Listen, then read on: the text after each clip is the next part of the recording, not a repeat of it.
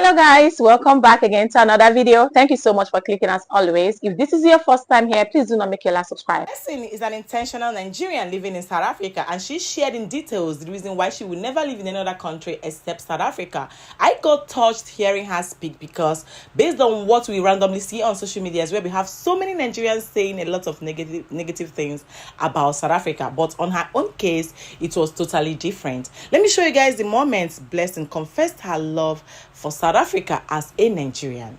Watch this video. Sharing some of the things I had to adjust to living here in South Africa as a Nigerian. The number one thing I had to adjust to living here in South Africa was their food. Here in South Africa, they don't add pepper to their food.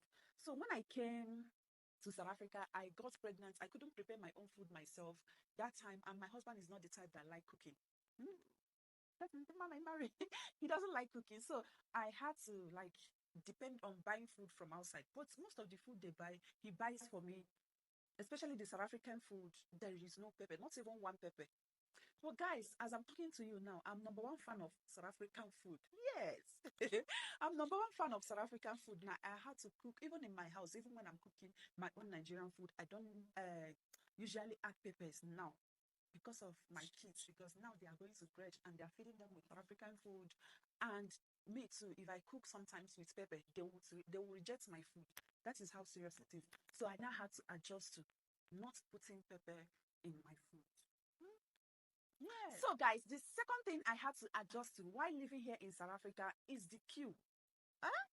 Here in South Africa, they queue up for everything, every little thing, and there is no somebody who knows somebody who know road for here.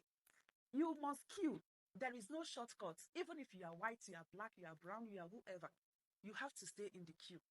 That is how serious their queuing system here is. Will I say it's queuing system or whatever? But guys, sometimes I don't think it's necessary to queue, but I had to adjust to it. Even here in bank, like I know I can remember in Nigeria when you go to the bank and you see maybe you are on the queue for the ATM and you see somebody who is second to the front, like the next person, you can always go to that next person and find them something and then give them your ATM card. They will withdraw the money for you, whereas other people they are there by behind. Or you can go to a queue maybe in an office in Nigeria and you see people queuing up. You see one person who is coming with maybe his uncle who knows the person who is working inside. They will not take that person, they will not work with the person and go inside, whereas other people they are behind. Sometimes it's not good. Sometimes when it favors you, it's good. But I had to adjust to it here in South Africa and I am loving it. I'm loving the fact that everybody had to wait patiently for their turn to be attended to. I love it. So, guys, the third thing I have to adjust to living here in South Africa is the fact that there is no jungle justice here in South Africa. You know what is jungle justice? That's act of maybe you see a thief, people will gather on the thief, maybe beat the thief, or the thief is in your shop and you caught the thief. You just give them your own little punishment before taking them to the police, if need be, to take the person to the police. Now, here in South Africa, there is no such thing. If you get a thief, take them to the police will do the rest. There is no need for you to touch the thief or anything. Or sometimes you need to, here in South Africa, there is this one that marvels me so much, is the fact that a lot of people will be here and they will be robbing you. Nobody will say anything. It is like, as in that, it's still difficult for me to adjust to, even though I'm adjusting to it right now. Because there was a time I was in the car waiting for my husband to finish what he's doing. And there inside that car, I was there witnessing a robbery. They were attacking one man in front of me.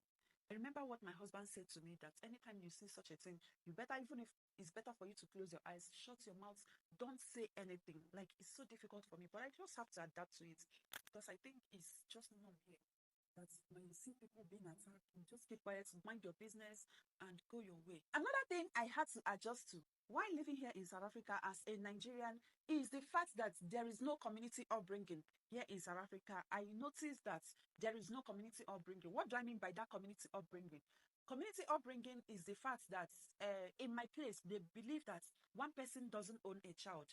And they also believe that like the community can raise a child. Like when you see my child misbehaving outside, it is your duty to correct that child, even though it is not your biological child. That is what we mean by that community language. And such a thing has been existing for so long. I experienced myself on certain things like, seeing a girl child going without bra or passport, any of such a thing. Seeing a girl child who is going to school with a long hair, with her short skirts, that kind of a thing. I just had to learn to live with it. This is people here in South Africa. This is them for you. So you had to learn and adjust to it. Mind your business. Don't try to raise any person's child for them, or try to correct them, or try to go and give complaint to the parents or whatsoever. You just have to mind your business and go your way. The last thing on my list today that I had to adjust to living here in South Africa is the fact that there is nothing like street fighting here. If you have any arguments or any disagreements or any misunderstanding with anybody, you better not do so. You better not have any misunderstanding, sorry to say. Because here in South Africa, I found out that here, when they have any misunderstanding, especially notice the bus drivers, because that is more common among transporters. They can always have misunderstanding and fight it over.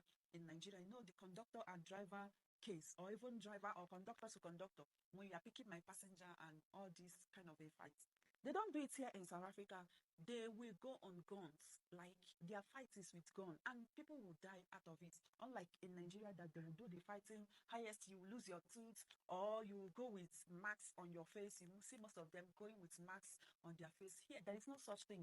They go with First thing first, I want to appreciate Blessing for being honest. I want to appreciate her for being outspoken. Being the fact that she has spent so many years of her life living in South Africa, I cannot think that she knows quite a lot. But then I'm urging South Africans watching me right now to tell me in the comment section, do you agree with everything Blessing said, or do you think some of the things she said were not necessary? I want to know your thoughts down in the comment section. Let me say something.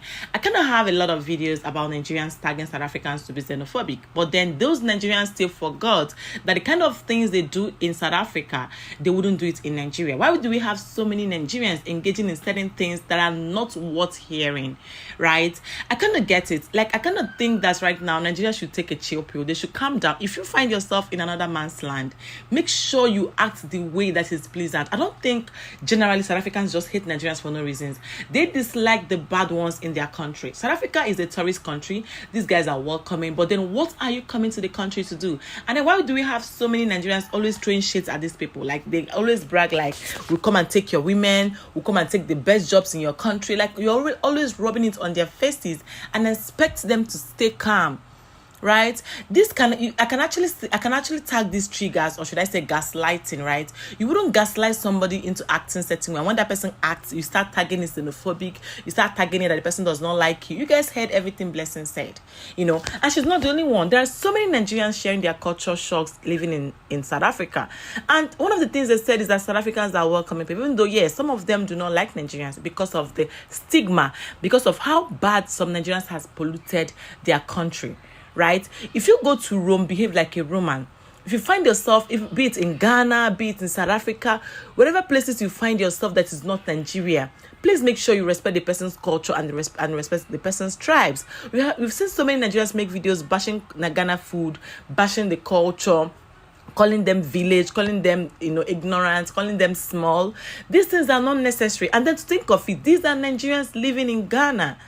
Right? These are Nigerians living in South Africa. You wouldn't leave your country to another person's country, and they want to dominate everywhere. I understand the fact that Nigerians are domineering, but then you guys should just probably just find a way to work around these things so that you wouldn't constantly be making the country to act certain way, and then you come to their face and say that these guys are xenophobic. Right? Meanwhile, I'm going to rest it here. Let me know what you guys think in the comments. Blessing, thank you so much for your videos. Thank you so much for being outspoken. Thank you so much for sharing quite enough. I would rather say it's enough, right? Then you watching, thank you so much for clicking on the video. As always, make sure you subscribe. Make sure you tell a friend, tell a sister to subscribe to Julie Harrison React. Now here it happen. Do not go anywhere. I bring forth gist trends happening both in Nigeria and in South Africa, and you have fun while at it. Make sure you subscribe, like I said before, and I'll see you guys soon. Bye.